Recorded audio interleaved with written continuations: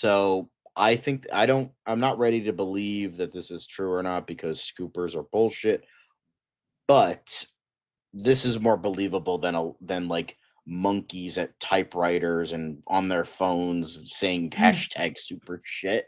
So yeah.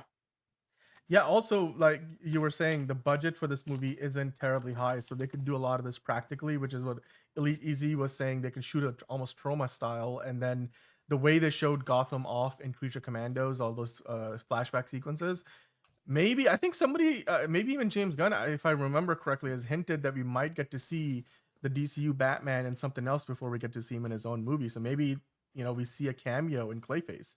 It wouldn't be the first time that would have happened. Although Ben Affleck never ended up having his own solo movie, he did have a bunch of cameos in the first Suicide Squad films. So yeah, I wouldn't be surprised to see Batman show up at some point. But then again, this story is meant to be, like you said, much more contained on a smaller scale and likely a lot more practical effects, similar in budget to what Blue Beetle originally had, and then they kind of boosted the budget because they wanted to release it theatrically. So it'll be interesting to see how they approach this movie, because if you're not Hmm. spending 75, 80, 90 million dollars, you can't really afford to have too many sequences where you have an entirely CG Clayface. So it would be fun to see again the approach to take, the design of the character that they choose to showcase, and obviously there's more than one Clayface at this point in the DCU. So how will this story tie into the larger cinematic universe? That will be also a question on many people's minds. And this will be following up a Green Lantern show that comes out next year, and Supergirl. So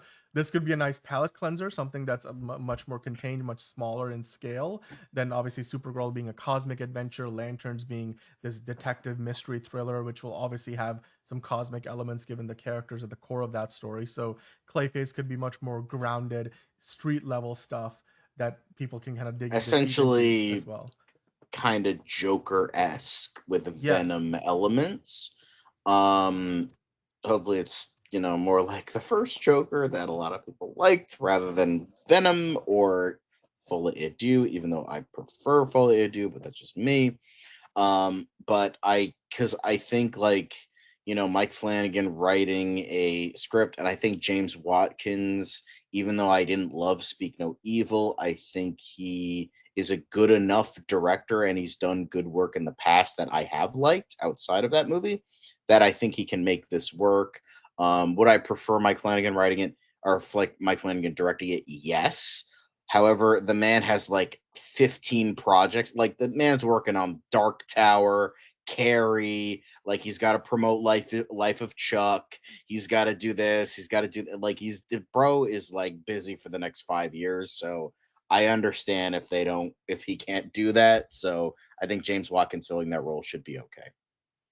Yeah. And like Enterprising was saying, not Enterprising, Elite EZ was saying, yeah, not every movie needs to be $300 million. That doesn't need to be that expensive. You can make something much smaller. I think that's part of what DC Studios wants to prove here, that you can make a great movie with a smaller budget, be more budget conscious, especially Warner Brothers Discovery.